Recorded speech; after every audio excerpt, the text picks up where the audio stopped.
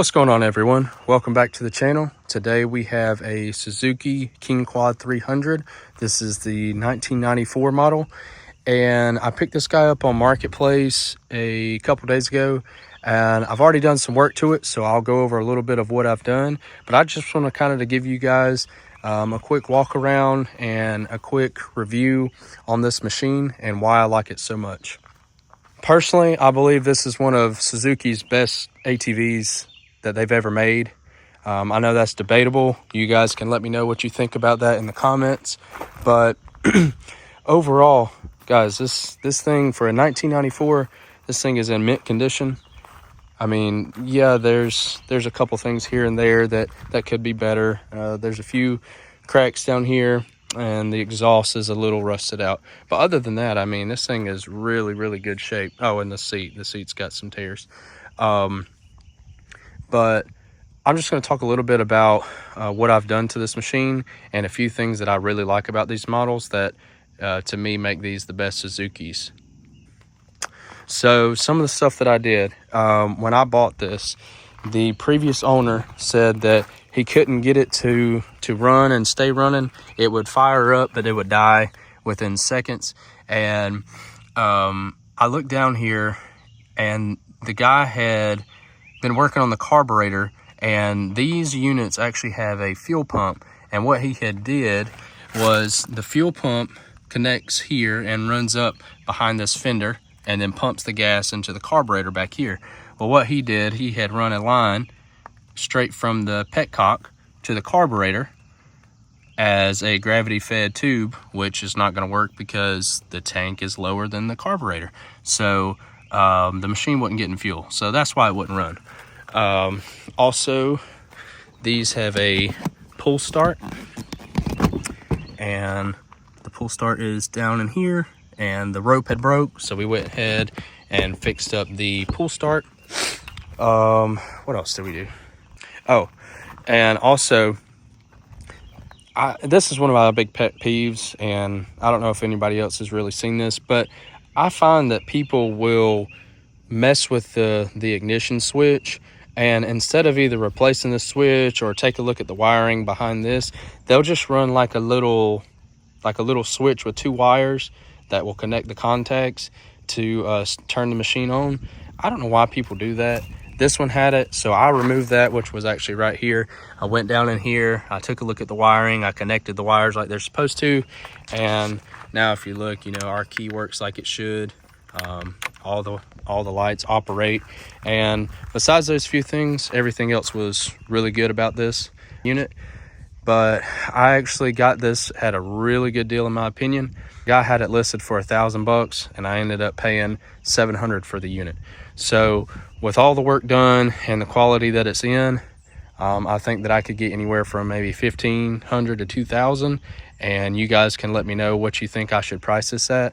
But either way, I'm going to make a profit, so that's what we're aiming for. But let's talk about a few things that I like about this, and then we'll go ahead and take this first test drive.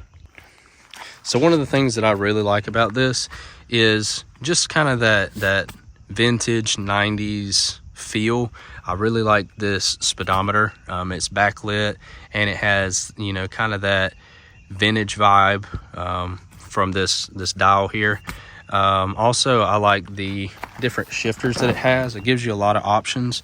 You have a 2-wheel, 4-wheel, and a differential lock there. Your reverse is super simple, so it'll be a neutral, and all you got to do is flip it back in reverse, go in reverse, and then flip it back up, kick it into gear, and you're ready to ride.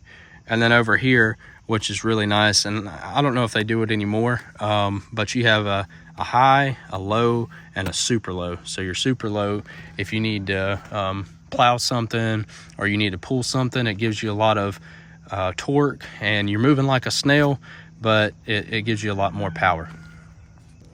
Also, something I think that's really unique is underneath your gas cap here, you actually have an indicator. I don't know if you guys can see that. It shows you your full, half full, and your empty marker there.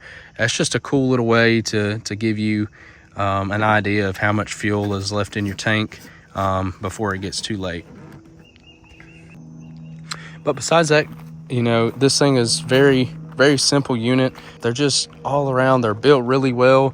I've heard a lot of good things about them, and personally Suzuki is one of my favorite brands apart from Honda, so you can't really go wrong. They last forever.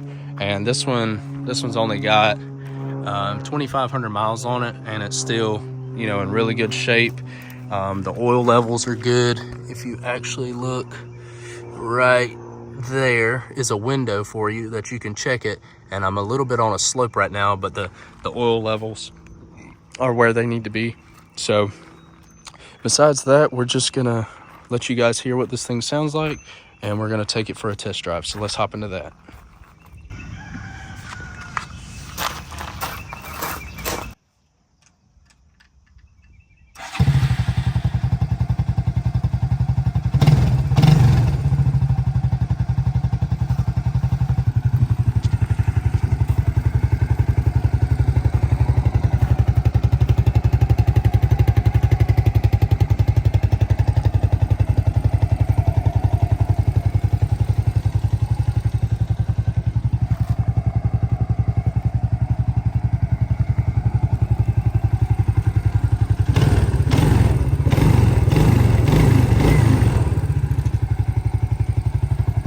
This thing is very responsive. It seems to be running very smooth. It always starts up really quickly being cold, but let's go ahead and hop on here and we'll go ahead and show you how this thing drives.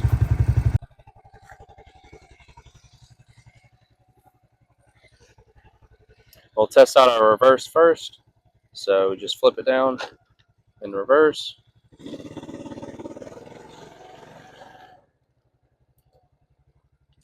Flip it back up and then shift up.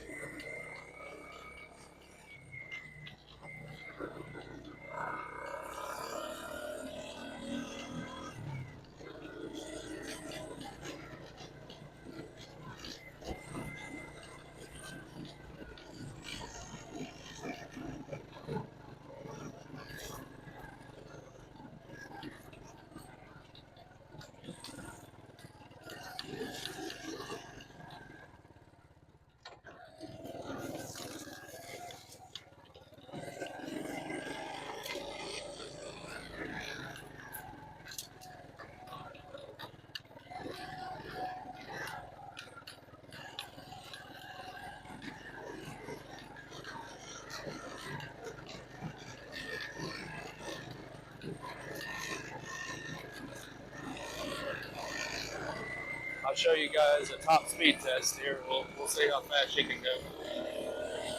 Second, third, fourth.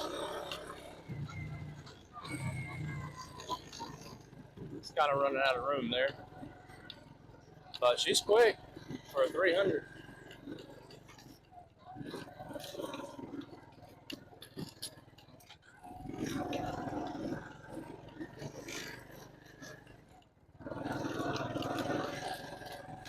You can see over here a lot of the brush that we've cleaned up from the hurricane.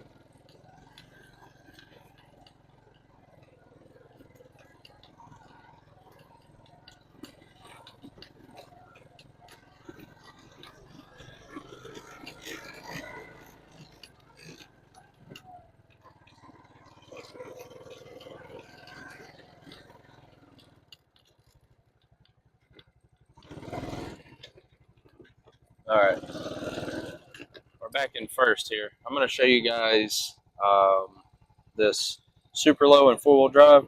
So we're going to drop her in the four-wheel drive there, and then we're going to go down to super low, and you can kind of tell that this is a steep incline here.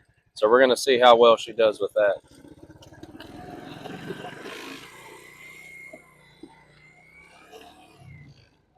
Yeah, not a problem at all. 4 high.